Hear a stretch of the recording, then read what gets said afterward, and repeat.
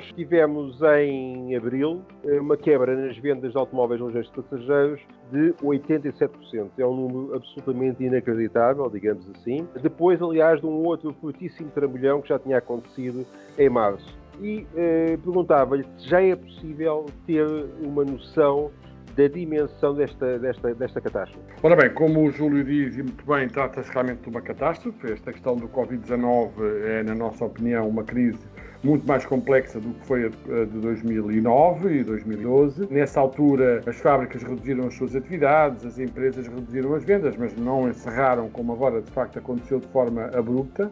Isso é uma situação sem precedente. De facto, há esta queda histórica, digamos, que assistimos aqui, porque de facto os stands estavam encerrados, embora, como a ACAP sempre esclareceu, não era proibido vender automóveis, não é disso. O governo não proibiu a venda de automóveis, proibiu a abertura de stands e lojas e de todos os setores, não é? E, nesse sentido, houve ainda algumas vendas de novos, mas no caso dos usados, a paralisação foi praticamente 100%, nem sequer 85%, 87%, foi de 100%.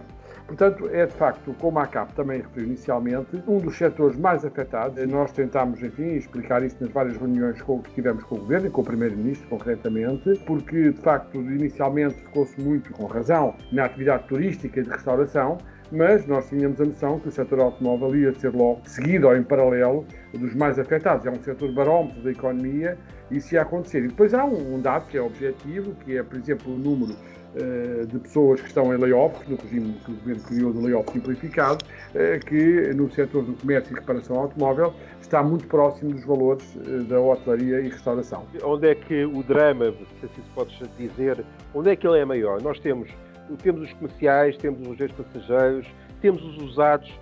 Apesar de tudo, onde é que o drama é maior? Bom, eu diria que todos os segmentos têm sofrido bastante, mas, como eu referi, embora com quedas muito próximas, mas se calhar o setor dos usados ainda foi aquele que a queda ainda foi superior, digamos assim, ao próprio setor do novo. Trata-se em muitos casos de pequenas microempresas, não é?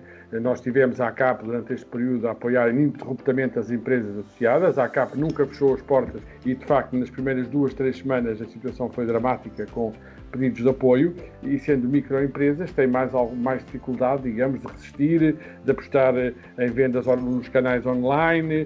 Tudo isso torna mais difícil num período de espaço tão curto. Há o risco real de desemprego no setor?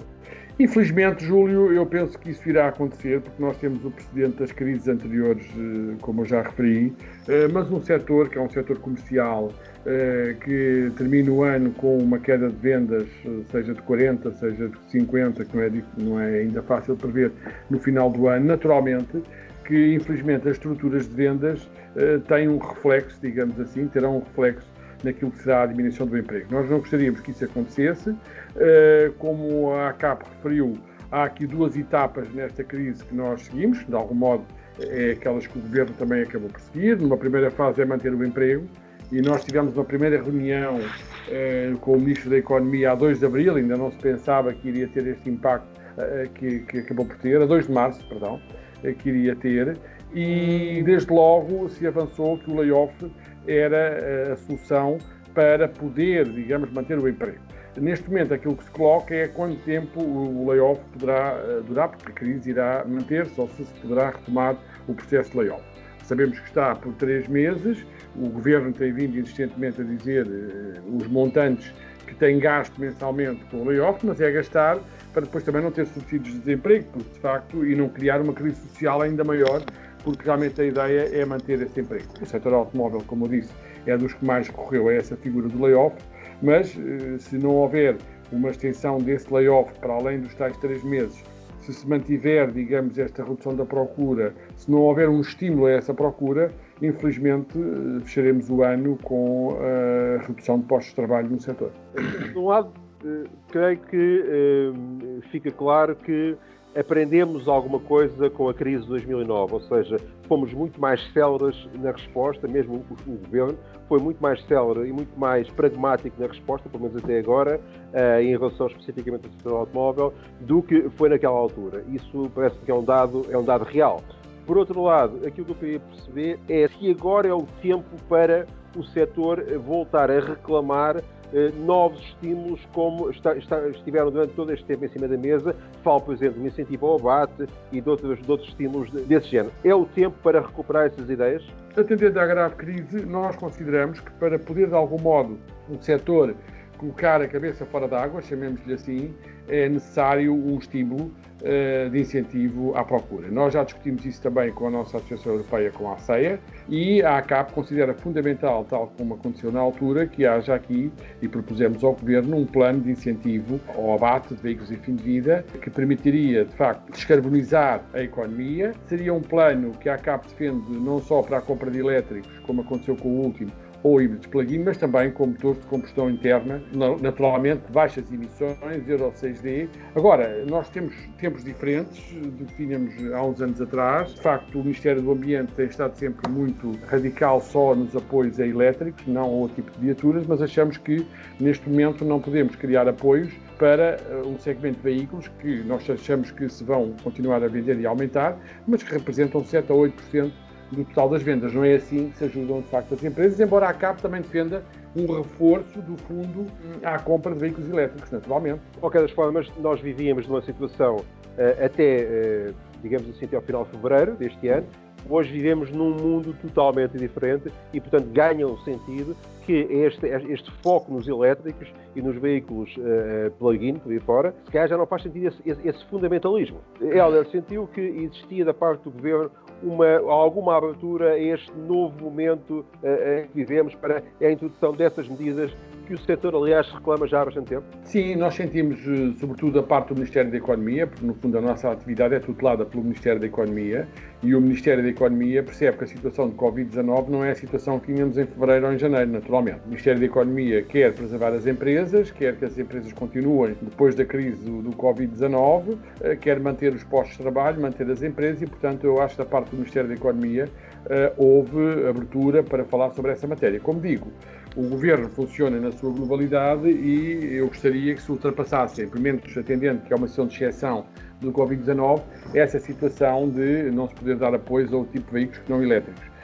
ao híbridos plug-in de alguma medida. Portanto, esses veículos são fundamentais no nosso mercado. Há uma oferta diversificada, as marcas precisam de vender veículos elétricos nas suas gamas e há uma oferta geral, mas temos de ter consciência do que é o mercado e, naturalmente, apoiar todo o tipo de escolha do consumidor. Portanto, achamos que neste momento que tratamos das primeiras medidas, como eu digo, os objetivos da ACAP e que de algum modo conseguimos, que é os regimes de layoff a funcionar, alargar a sócios-gerentes com empregados.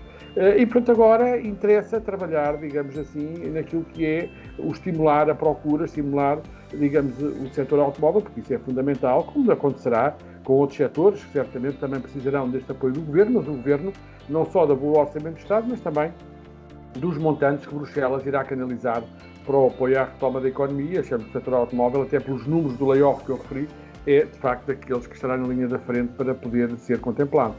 Se há alguma coisa esta que nos trouxe, e trouxe-nos muitas coisas, foi uma alteração nos hábitos dos consumidores. Ou seja, todos nós e o mundo em geral passou a olhar para o comércio eletrónico de uma outra forma. Ou seja, comprar remotamente passou desde o restaurante e por aí fora, passou a ser linguagem comum em todas as casas. Isto poderá, de alguma forma, vir a influenciar também o comércio automóvel. O comércio automóvel pode ter que acelerar o passo no sentido da compra eletrónica? Eu acho que essa é uma excelente questão. Eu há muitos anos, e o Júlio naturalmente também, que acompanho vários congressos internacionais onde se fala do setor automóvel e do comércio eletrónico, e realmente o setor automóvel tem dado passos muito grandes, se virmos, também nas plataformas eletrónicas nos últimos anos, quer de novos, quer de usados, isso tem estado a ser feito. Também, como o Júlio disse, este mês de abril, com o encerramento de estabelecimentos durante os estados de emergência, levou, e vimos isso, da parte de várias marcas de automóveis e outras entidades, a apostarem forte nas redes sociais e nas plataformas eletrónicas e até aquilo que previa o estado de emergência, que era a entrega do bem no domicílio, portanto até com a entrega em casa do próprio bem, do automóvel neste caso. Pronto, achamos que isso é uma questão fundamental. Agora, naturalmente, nós temos uma posição e tudo o que temos visto que é fundamental, digamos, para o cliente do automóvel, o contacto físico com o veículo continua a ser importante. O automóvel é o segundo bem de investimento das famílias a seguir à compra da casa. No automóvel, os canais são fundamentais para haver o contacto com o veículo. Eu assisti que durante este período houve, por exemplo, uma maior aposta e recomendou-se no comércio de usados para colocar vídeos, não é? Para poder, dado que o estabelecimento está encerrado, haver o maior contacto ainda do cliente com o veículo, vídeos do interior do veículo, da bagageira, etc. Mas, de facto, o contacto físico continua a ser muito importante no momento de tomar a decisão final, mas sem dúvida que o canal eletrónico continuará a ter uma importância fundamental, como está a ter, não é?